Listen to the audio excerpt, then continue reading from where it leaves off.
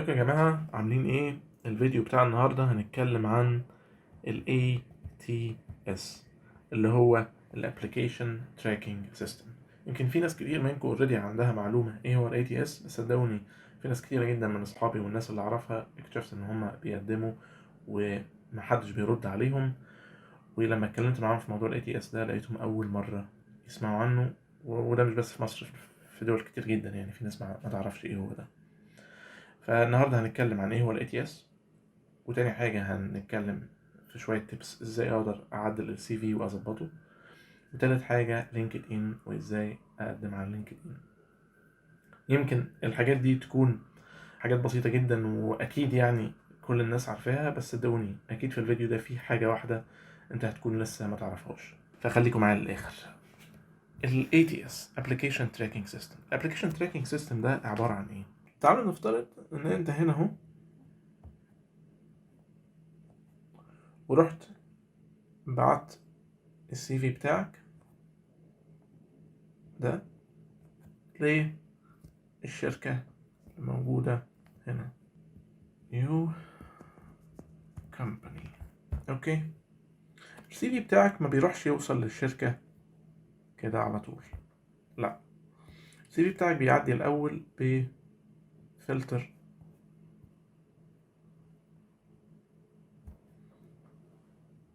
اسمه ATS. ال ATS ده عشان روبوت، فمش كل فورمات بيقدر يفهمها، فلازم يحول السي في بتاعك ده لبيزك فورمات يقدر هو يفهمها ويقراها. ليه يفهمها ويقراها؟ لأنه بعد كده الخطوة التانية إنه هيقارن السي في بتاعك بالريكويرمنتس اللي الشركة حطها. الشركة هنا حاطة requirements، ده السي في ودي الريكويرمنتس. فال ATS بياخد السي في بتاعك كده ويحوله ويطلعه ل basic format. يعني ايه basic format؟ يعني انت لو عندك السي في بتاعك مكتوب انت حاطط الاسم هنا وحاطط هنا ميل، حاطط هنا رقم تليفون، وبعدين هنا experience، عامل تو tables كده، عامل شوية حاجات، يعني حاطط هنا مثلا هنا الاكسبيرينس وهنا السكيلز وهكذا، عشان ال ATS يقدر يقارنه بالrequirements بيحوله لفورمات. كل السي فيات اللي بتتبعت بتتحول لفورمات كلها شبه بعضها، يعني الاسم هنا، experience، مثلا رقم التليفون والايميل، الاكسبيرينس، السكيلز، بيرتبهم كلهم بالطريقه دي. تمام، لو افترضنا ان السي في بتاعك اتقبل والاي تي اس ده شافه وقدر يقراه وراح محوله للبيزك فورمات، تمام، ساعتها هيجي هنا كده يبدا يقارنه بالريكويرمنتس ويبدا يشوف الكيوردز الماتشت ما بين السي في بتاعك والريكويرمنت. يبدا لقى مثلا كيورد هنا، لو افترضنا ان انت بتقدم على بوزيشن ديف اوبس، لقى كلمه سي اي سي دي، لقى كلمه جينكنز، لقى كلمه دوكر، وهكذا. وكل ما الاي تي اس يلاقي ماتش اكتر هتبقى فرصتك اكبر في ان السي في بتاعك يوصل للشركه. الماتش ده بنسبه قد ايه؟ الماتش ده من اول 40% ل 60%. لو انت السي في بتاعك ماتش مع الريكويرمنتس من 40% ل 60%، فانت عندك فرصه كبيره جدا انك يتعمل لك انترفيو. الحاجه التانية ان اصلا في 75% من السي فيهات اللي بتتبعت اساسا ما بتعديش الفلتر ده من البدايه خالص، من قبل ما تخش في موضوع الماتش ما بتعديش الفلتر لانه مش قادر يقراها، ف 75% بيتعمل لهم ريجكت، وحضرتك بيتبعت لك اوتو ريبلاي انك ريجكتد، وانت فاكر انه في حد بص على السي في وعشان كده انت ريجكتد، فتبدا بقى تشوف طب انا ايه اللي عامله غلط. يعني المشكله مش في غلط في السي في، هو الفكره كلها ان السي في بتاعك اصلا ما تقراش. السي في ما تقراش ليه؟ عشان معظمنا بيعمل ديزاين للسي في. دي اول تيب يا جماعه، ما تبقاش كرييتيف بالذات في موضوع السي في ده. طيب لو افترضنا ان انت خلاص بعد ما قدمت والاي تي اس عرف يقرا السي في بتاعك وحوله لبيزك فورمات وشاف الماتش ما بينه وما بين الريكويرمنتس وطلعت انت من ال 40 او 60%، فبالتالي السي في بتاعك بيبقى من التوب ماتش ويبعت السي في بتاعك للشركة. مش انت بس، انت وكل الناس اللي هي توب ماتش مع الريكويرمنت. ده باختصار ايه هو ال ATS، وانت محتاج تعمل ايه عشان خاطر بس تعدي المرحلة دي. هتكلم في التيبس دلوقتي ايه اللي انت المفروض تعمله. فخلينا دلوقتي نتكلم عن التيبس. اول حاجة use same keywords in job description. اول حاجة حاول تستخدم keywords على قد ما تقدر من الجوب description. مش تنقل كل حاجة هي بس حاول تشوف ايه الحاجة اللي انت تمام فيها او شايف ان انت هتقدر او حتى تعرفها وين الكيوردز دي عندك في السي في. تاني حاجة ال ATS بيستخدم حاجة اسمها Optical Character Recognition.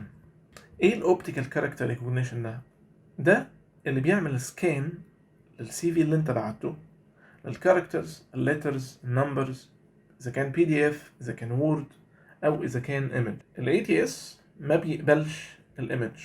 يعني لو انت السي في بتاعك معمول ايمج ومتحول، يعني عامله مثلا بفوتوشوب او عامله باي حاجه وسيفد از ان ايمج ومحوله بعد كده PDF عشان تقدر تعمل له ابلود او بعته كايمج، فهو اصلا مش هيتقري ومش هيعدي من ال ATS وهيتبعت لك ريجكت من البدايه. تالت تيب، استخدموا فونت من الاثنين دول يا جماعه، عشان دول اكتر اثنين مقبولين بالنسبه لل ATS: تايمز نيو رومان واريال. فونت من الاثنين دول معروفين بالنسبه لل ATS وهيقدر يقرا السي في بتاعك بسهوله. تيب نمبر 4: avoid using picture in CV. ما تحطوش صوره في السي في، بلاش. السي في بتاعك بيبقى مكتوب فيه الديتيلز بتاعتك، ولو حد عايز يعرف او يشوفك هيخش على لينكد ان، فبلاش نحط صورة في السي في. تيب نمبر 4: don't be creative. ما تحاولش تعمل فونت بالطول، ما تحاولش تكتب مثلا بدل experience تكتب my career and life adventure مثلا. يعني بلاش تكون creative بالذات في الموضوع ده. تيب نمبر 5 تيب نمبر 6 now: don't use columns أو tables في السي في. ما تعملش tables أو columns في السي في وتحط فيها مثلا skills أو languages أو الكلام ده، لأن ال ATS ما بيقراش tables. tip number 7: keep it to pages maximum. يعني حاول تخليه طبعا page واحدة، لو ما ينفعش لو انت عندك حاجات كتير حاول تخليه maximum 2 pages مش أكتر من كده. وآخر tip النهاردة tip number 8: اعملوا cover letter يا جماعة. cover letter بيبين للشركة قد ايه انت مهتم بالفاكنسي دي. تتكلموا فيه عن ايه، هسيب لكم لينكس تقدروا تجيبوا منها افكار وكلام تتكلموه او تكتبوه في الكفر ليتر. بس مبدئيا الكفر ليتر انت بتقول له انت مين وليه مقدم على البوزيشن ده، يعني انت التارجت بتاعك ايه اللي انت بتعمله حاليا. لو انت مثلا بتقدم على حاجه في بلد تانية فبتقول له مثلا ان البلد دي جوها كويس، الكواليتي اوف لايف بتاعتها كويسه، انا حابب اعمل ده عشان ده حلمي مثلا، وهكذا. يعني انت من الاخر بتقول له انت ليه مقدم وليه هو يختارك. فاعملوا كفر ليتر. كفر ليتر مهم. انا عارف ان الموضوع ساعات مزعج، الناس بتبقى عايزه تقدم وخلاص وتعمل انترفيو، بس لو انت فعلا عايز بوزيشن معين او بتقدم على شغل ومحدش بيكلمك، فولو يا جماعه الجايد ده، وانا متاكد الموضوع ده هيفرق معاكم. طيب دول كان اول حاجتين، خلينا ننتقل لتالت حاجه وهو لينكد ان. خلونا نكمل مع تالت حاجه وهي لينكد ان. بس قبل ما ندخل في لينكد ان خليني اوريكم حاجه كده من الحاجات اللي اتكلمنا عليها في اول الفيديو. يعني مثلا السي في بتاعك ما بياخدش من 5 ل 7 ثواني في ايد الشخص اللي بيقراه. فلو انت متخيل ان حد هيقعد يقرا الكلام اللي انت كاتبه والهوبيز والحاجات دي كلها، فتاكد انه لا. هو مش غلط انك تحط هوبيز، بس يعني انا بعمل انترفيوهات بقالي 10 سنين ما قابلنيش حد بصراحه حتى ركز مع موضوع الهوبيز ده. وكنت زمان بحط يعني في اول ما اتخرجت كنت دايما بحط هوبيز في السي في. الجزء برضو اللي اتكلمنا عليه الابلكيشن تراكنج سيستم بيريجكت 75% من السي فيهات اللي بتتقدم قبل ما توصل حتى للشركه.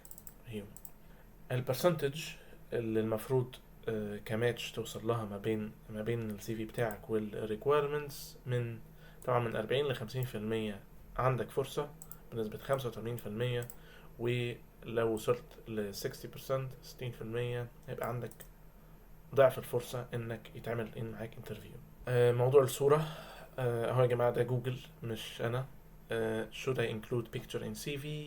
جوجل بيقول لنا no, you should not put your photo on your CV. وزي ما قلت لكم هم لو عايزين يعرفوا شكلك هيخشوا على لينكد ان بروفايل بتاعك. ده اللينك بتاع السي في بيلدر، هسيبه في الديسكريبشن، اسمه ووزبر، هسيبه في الديسكريبشن. نيجي بقى للينكد ان. مبدئيا انت مش ضروري تكون عامل بريميوم، فالفيديو ده لاي حد يعني. في حاجات اساسيه انت محتاج تعملها. هو البيلد البريميوم بيساعدك شويه في شويه حاجات، بس انا بقول لك لو انت مش عامل بريميوم تقدر تعمل الحاجات دي من غيره يعني. اول حاجه اكتب هنا شويه في about، اكتب عن نفسك شويه، اكتب الخبره بتاعتك، اكتب انت بتفكر في ايه، ناوي على ايه. في about ممكن يبقى ده السمري اللي موجود في السي في، هو اللي موجود هنا، مش مشكله. الشركه اللي انت شغال فيها حاول تكتب responsibilities، وبرضو ممكن لاين عن الشركة او description كده عن الشركة، ايه الشركة دي بتعمل ايه وانا كنت بعمل ايه فيها. يعني الكلام ده كله كل ما كان فيه keywords اكتر كل ما بقى فيه فرصة اكبر ان السي في بتاعك يماتش مع requirements. فده بالنسبة للاكسبيرينس. تاني حاجة لو انت عندك لو معاك اي لايسنس او certificates حطها هنا، حتى لو كان ده study من على لينكد ان. يعني لو انت حتى مذاكر كورس معين من على لينكد ان وخلصته، في اخر الكورس بيقول لك عايز تشير الكلام ده ولا لا، فحطه عندك هنا في السيرتيفيكتس. السكيلز، السكيلز دي اصلا الحاجه الاساسيه اللي لينكد ان بيقارن بيها البروفايل بتاعك بالريكويرمنت اللي الشركه حطاها. فالسكيلز دي مهمه جدا لو بتقدم على بوزيشن معين وشايف ان السكيلز بتاعتك مش كلها تمام، لانه لو انت مش عندك بريميوم مش هيقول لك انت الماتش بينك وبين كسكيلز، يعني الماتش ما بينك وما بين الريكويرمنتس قد ايه. فلو انت ما عندكش اقرا الريكويرمنتس واد السكيلز اللي انت شايف انها مناسبه ليك. حاجه كمان البيجز، في كويز هنا تقدر تخش تاخد كويز. الكويز ده ربع ساعه 15 سؤال، تقدر تخش. كل ما بقى عندك بيج اكتر كل ما بقى عندك فرصه اكبر في انك يتعمل لك. ده بالنسبه للسكيلز. ريكومنديشن يا جماعه مهم جدا. لما تسيب مكان وتمشي اطلب من الناس اللي انت كنت شغال معاها انها تكتب لك ريكومنديشن. ولو الناس مش عارفه تكتب ايه، هحط لينك برضو في الديسكريبشن في تمبلتس تقدر ابعتها للشخص اللي عايزه يكتب لك ريكومنديشن، ياخد منها حاجات زي ما هي ويغير الاسم. هو مش ده المقصود من الريكومنديشن اصلا، المقصود ان الشخص بيكتب الاكسبيرينس بتاعته معاك ويتكلم عنك بصراحه. بس انا بتكلم عشان انا عارف ان احنا عندنا في ناس كتير ما عندهاش طاقه ان هي تخش تقعد تكتب او تفكر هكتب ايه.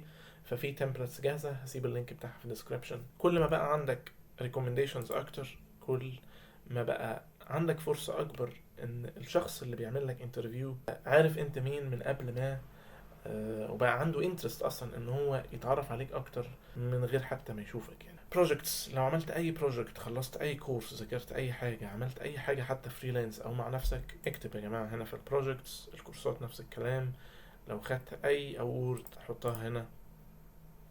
الحاجات دي كلها بتفرق يا جماعه. ده بالنسبه للبروفايل. تعمل ايه في البروفايل بتاعك؟ التقديم بقى لما اجي اقدم على بوزيشن، يعني تعالوا نفتح هنا مثلا كده. انا لقيت بوزيشن هنا في دل كاتبين شويه حاجات. طيب قبل ما بقدم، طبعا انا عارف ان كلنا بنحب موضوع الايزي ابلاي ده، وعايز اعمل ايزي ابلاي وخلاص. وفي الاخر طبعا بقول انا ليه ما حدش بيكلمني. خليني اقول لكم ان ايزي ابلاي او لينكد ان في اي تي اس برضو، فانت السي في بتاعك ما بيروحش على طول لما بتعمل ايزي ابلاي. بالعكس، ليه ساعات لما بتعمل هنا ابلاي في شركات كتيره بتوديك على البيج بتاعتهم عشان تكتب السي في بتاعك بالفورمات اللي هم عايزينها او يقدروا يشوفوها. فده على فكرة افضل بكتير. انا عارف انه ممل بالنسبة لناس كتير، بس هو افضل بكتير لانه انت بتدخل لهم الداتا اللي هم عايزين يشوفوها بالطريقة اللي هم عايزين يشوفوها. فانت ايزي ابلاي لو انت البروفايل بتاعك مش مظبوط او مش مكتوب فيه كيوردز كفاية او انت مش مهتم بيه، فتأكد انه هيتعمل لك ريجكت على طول يعني. ففي الاول اقرا، لو ما عندكش طاقة تقعد تقرا كل ده، اقرا على الاقل الريسبونسبيلتيز والحاجات اللي هتبقى مطلوبة منك، وشوف الكيوردز. يعني هنا مثلا في شوية حاجات مكتوبة: مايكرو سيرفيسز، اوبجكت اورينتد بروجرامينج، ريست اي بي اي، داتابيز، كوبرنيتس، كونتينر تكنولوجي، وهكذا. خد التكست زي ما هو مكتوب كده مش لازم كل حاجه طبعا، خد الحاجات اللي انت عارفها. لو افترضنا ان انا في حاجه من الحاجات دي انا معرفهاش، مش عيب خالص يا جماعه ناخد ده كده كوبي وندور عليه ونعرف ايه هو المايكرو سيرفيس. هبقى على الاقل انا ذات معلومه لو افترضنا ان في حاجه من الحاجات دي من اللي مكتوبه هنا انا معرفهاش. فاقروا الريسبونسبيلتيز دي، تمام. وطبعا لما تيجي تقدم، بعد ما تقدم خش على الشركه، خش على بيبل هنا، شوف انت في انهي بلد واختار. وبعد ما تختار البلد انزل دور على الناس اللي هي التايتل بتاعها ريكروترز او اكوزيشن، تالنت اكوزيشن، او اتش ار طبعا، او هيومن ريسورس طبعا. اي اسم من الناس دي لما تلاقيه تقدر تخش تعمل لاي حد.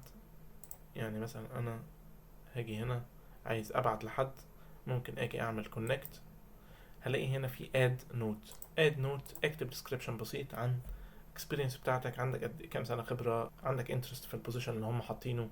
انا شايف ان في بوزيشن اسمه كذا كذا كذا انتوا حاطينه، انا عندي انترست وعايز ابلاي. فممكن لو بعت لشخص او اتنين من الناس اللي موجودين في الشركه هيتواصلوا معاك بسرعه، ويبقى عندك فرصه اكبر ان يتعمل لك انترفيو.